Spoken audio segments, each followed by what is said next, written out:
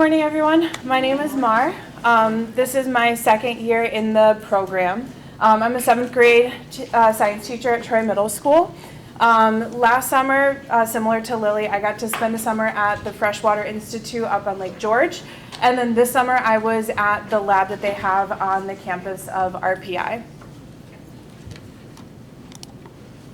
So as an overview, I know Lily did a great job talking about all the different projects that they have going on at the Freshwater Institute.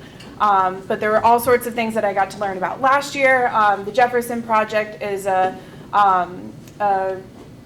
combination of working with RPI, IBM, and LGA to do all sorts of monitoring on the lake. The invasive species monitoring, like Lily said, is through the Froelich Lab, and then they also do other sorts of environmental monitoring and modeling of the lake. So last summer, I had very similar experiences to Lily, sort of jumping into all the different projects and being able to see what they do there, because there's so many amazing things that are happening and so many amazing people that are working there. And then this summer, I really got to focus on plankton. So going off of the invasive species monitoring that they do, there is this one invasive type of plankton, which is up here in the top corner there, called the spiny water flea. I think that they're cute. My students disagree. But I got to spend my summer looking through zooplankton samples and counting the different spiny water fleas, because they're trying to figure out sort of what the situation is on the lake. It's kind of impossible to remove them because they're microscopic and they're so proliferated. Is that a word? Prolific? Yes, prolific, thank you. So they're doing a lot of monitoring right now. So what I was doing is I was going through the samples and not only counting the spiny water fleas, but also counting the spines that they had on the tails, because that shows you how old they are. So if they are at their oldest, they have 3 spines, which I know it's hard to see, but the picture up there has 3 spines. The youngest only have 1 set of spines. So they're trying to see sort of when in the season they reproduce.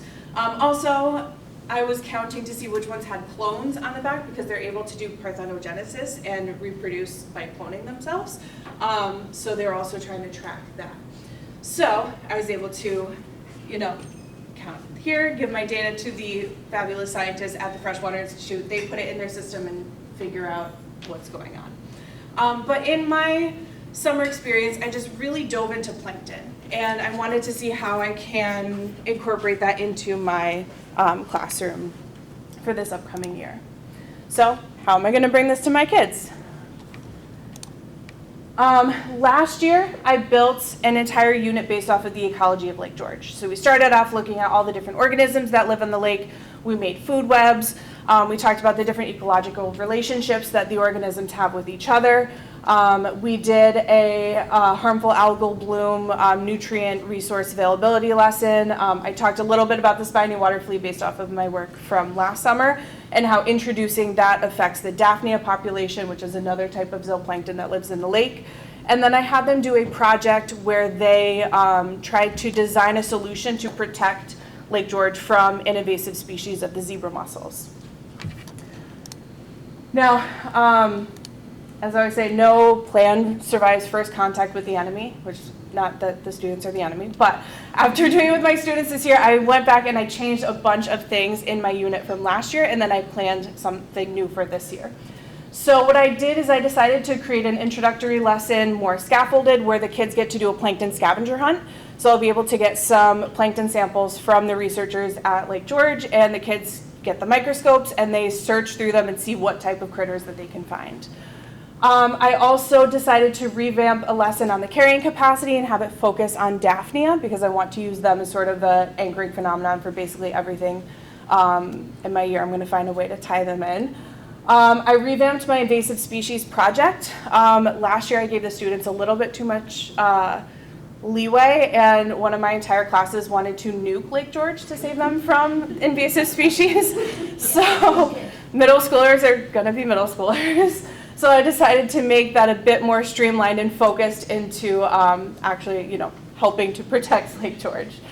And then I also introduced a new lesson and a new standard into this unit. Because I'm going to be focusing on Daphnia, I want to show their response to stimuli, which I'm going to be doing a quick demo in a little bit.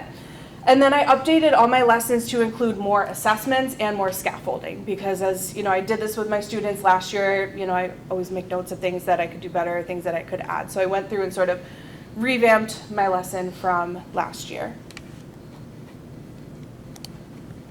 So we followed the 5E model when we were planning our science units and sequences. So the way that I sort of jumpstart this with the kids is that scavenger hunt. And last year I basically just took lake water and was like, go, look at it. But this year I wanted to kind of give them a little bit more structure and say, these are a lot of the zooplankton that I saw this summer. So these are things that you might be able to find in your samples. I know mites, I don't know, correct me if I'm wrong, if they technically count as zooplankton, but I just included them here because I found a ton of them this summer when I was looking at my samples. I don't know, Jordan, what do you think? Awesome. Okay. I'm not the scientist. So I just included them there because I found so many of them. So I'm going to do a quick demo of one of the activities that I included into my unit from last year. So if I could get a fellow or two to help hand out the paper so you can all look at it.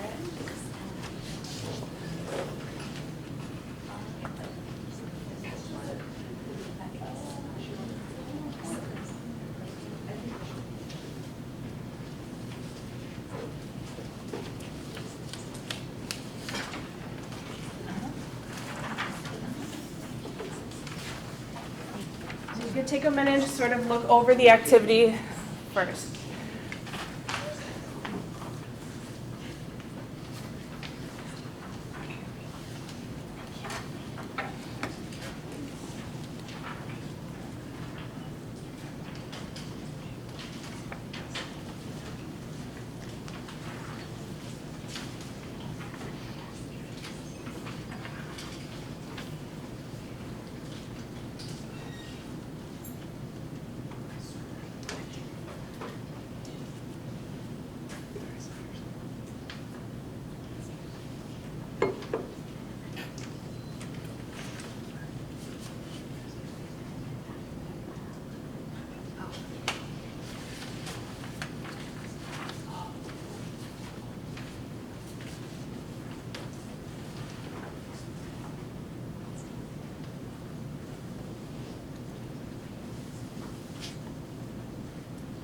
So this lesson is going to come right after we do a carrying capacity, lesson on different Daphnia colonies.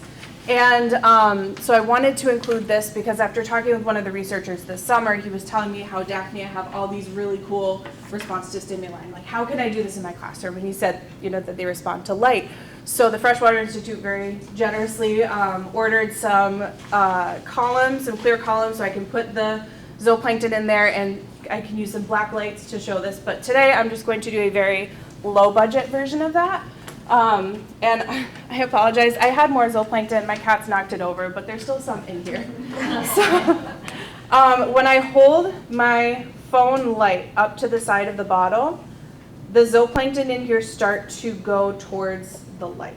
So I'll bring this around and you can start to see, kind of like moths to a flame, they come towards the light. So you can see the little specks in there moving.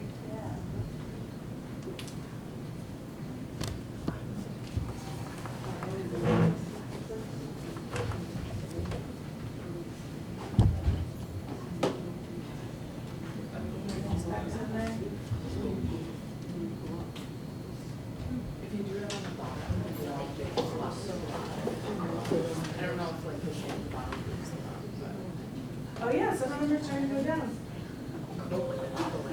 That's awesome.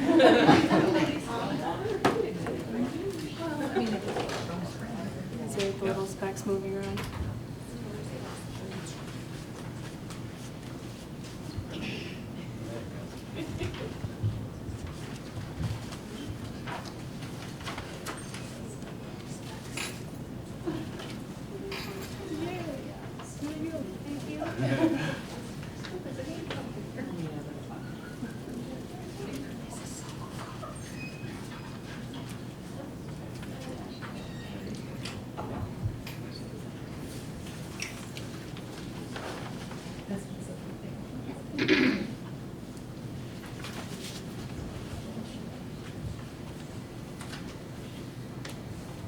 So that'll be sort of the demo that I do with the students.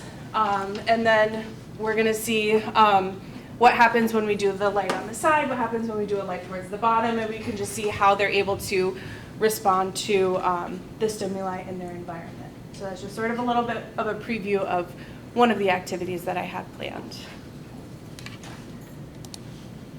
So that was sort of going off of what I did last year, and then this year I planned a new mini unit based off of the plankton that live in Lake George. So it includes 2 of the standards on photosynthesis and cellular respiration. And again, I'm starting with the engage piece. So the scenario that I'm telling my kids is that I got more plankton samples from the researchers at Lake George, and I have 3 tanks. I have one that has only phytoplankton, which is the like mini plant-like plankton, one that has only zooplankton, which are the little animal-like plankton, and then tank C has both phytoplankton and zooplankton.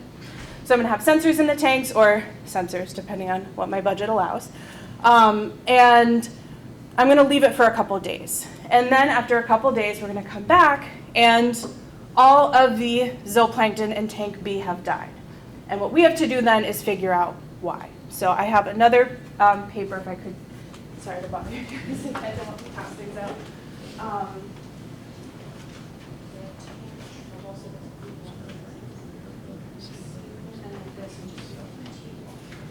The color makes every handout look so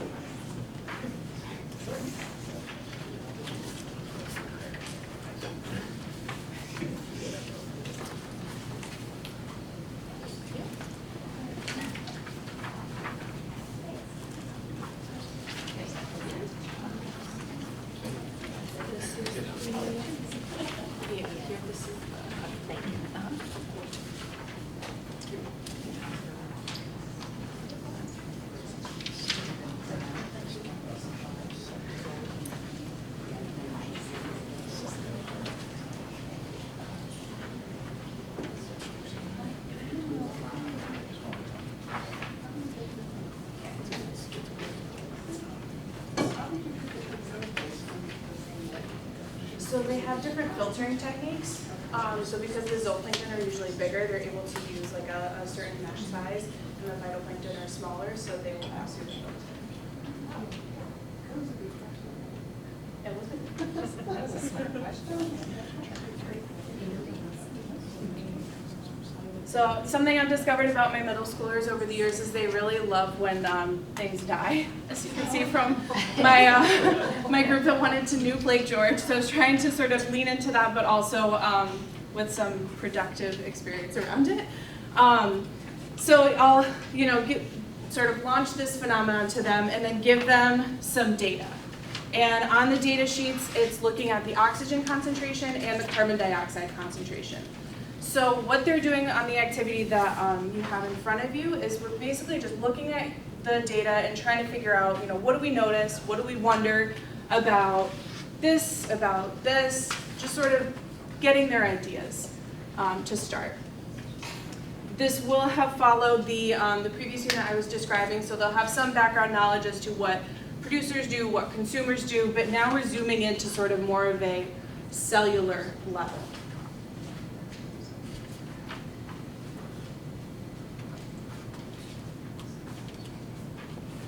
So after this activity, I don't expect them to be able to say that, the zooplankton died because there was no oxygen. We're going to be figuring that out over the course of the unit because there's too much carbon dioxide. So this is the beginning part. Then we go into the explore section of the lesson sequence. So I have them do a card sort where they're sorting producers and consumers. This is, again, like a review from the last unit, but this time we're sort of looking at it with a new lens as to what gases do they take in, what gases do they give off. So comparing and contrasting.